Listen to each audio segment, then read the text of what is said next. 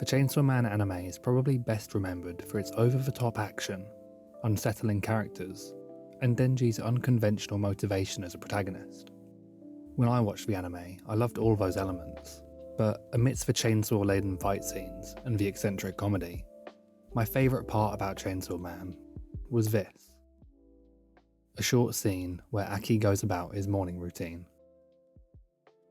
The scene has gained a life of its own outside of the anime, mostly thanks to the animation quality, but also the slice-of-life vibes it gives off, which feels ironic considering the show it hails from. But, to me, this scene is more than just a relaxing moment in an otherwise action-packed series, because not only did it help to define the tone of the show, but it also made reading the manga even better. Welcome to my ongoing series called Moments of Brilliance. In this series, I break down the small moments and details that make our favourite anime so impactful. This is my first video looking at Chainsaw Man, and, like my videos on Freerun, it'll probably be the first of many. But before I begin, spoilers ahead. After watching the anime, I went back and read the manga. When I got to that chapter, I was surprised to see that my favourite scene wasn't there at all. It was created for the anime. For context, the scene happens in episode 4, following the fight with the Leech Devil. As Denji recovers from the fight, Aki goes about his morning routine, which includes doing laundry, making a cup of coffee, and preparing breakfast. It's a seemingly inconspicuous scene, but it's far more important than some realise. This scene is vital for one main reason: world building. In fact, its impact on the world building of Chainsaw Man is so effective, it even stretches to the manga. When we talk about world building, we usually discuss overt factors like magic systems, power rankings, and, in the case of Chainsaw Man, types of devils. But world building is so much more than that. At its core, it's anything that makes the universe these characters inhabit feel real and lived in. Graffiti is world building. The adverts and billboards on the side of buildings are world building, and the character's morning routine, when done correctly, is world building. I come from a film background. I studied film at university, and I write about film and TV for my day job.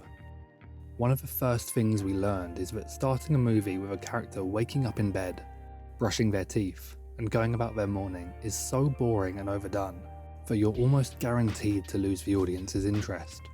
But that's because most amateur filmmakers show that morning routine without having a reason to.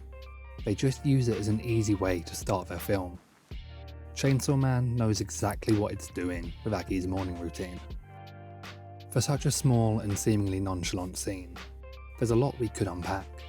The cinematography, the lighting, the lack of music, the pacing, both within the scene and within the context of the entire episode.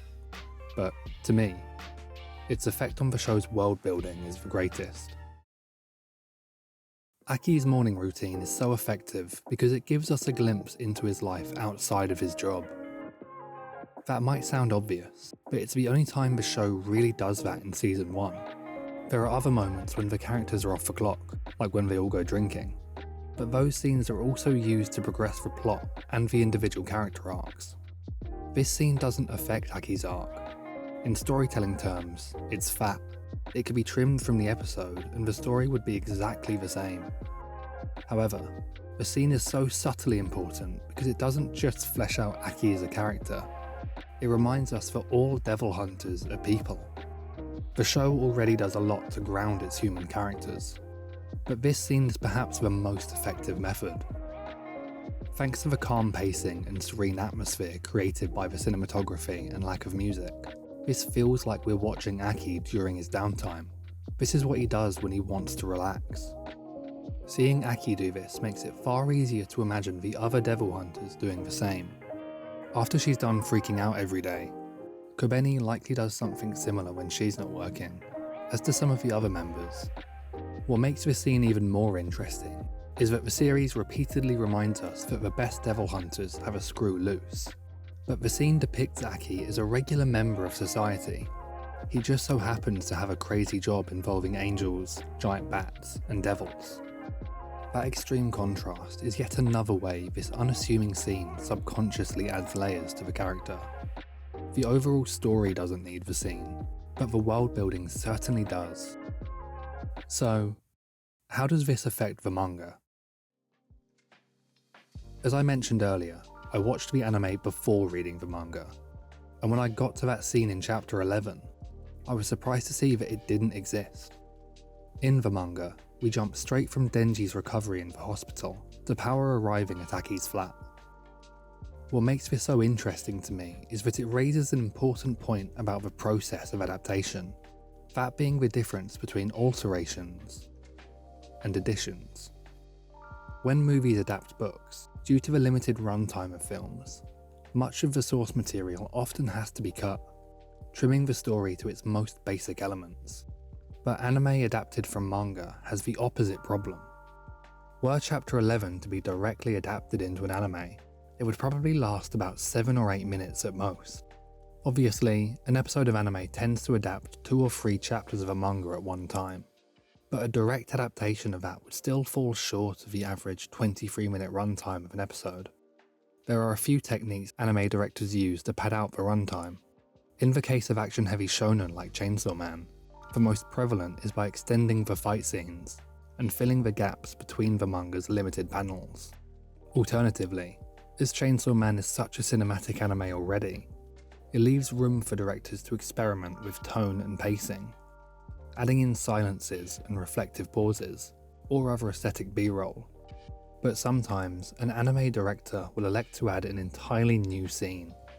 What makes Aki's morning routine so distinct from other infamous changes to manga-adapted anime is that it doesn't change anything. It only builds upon what's already there. It doesn't rewrite the magic system or alter a part of a character's psyche.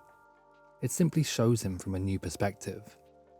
So, when reading the manga after watching the anime, I still felt the effect of that scene, even without actually reading it.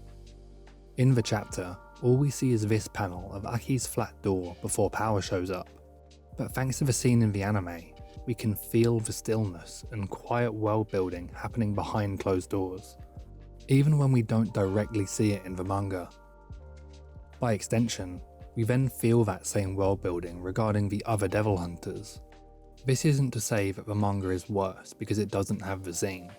Due to various reasons, like the differences in pacing between anime and manga, it couldn't pull off the same scene as effectively as the anime could.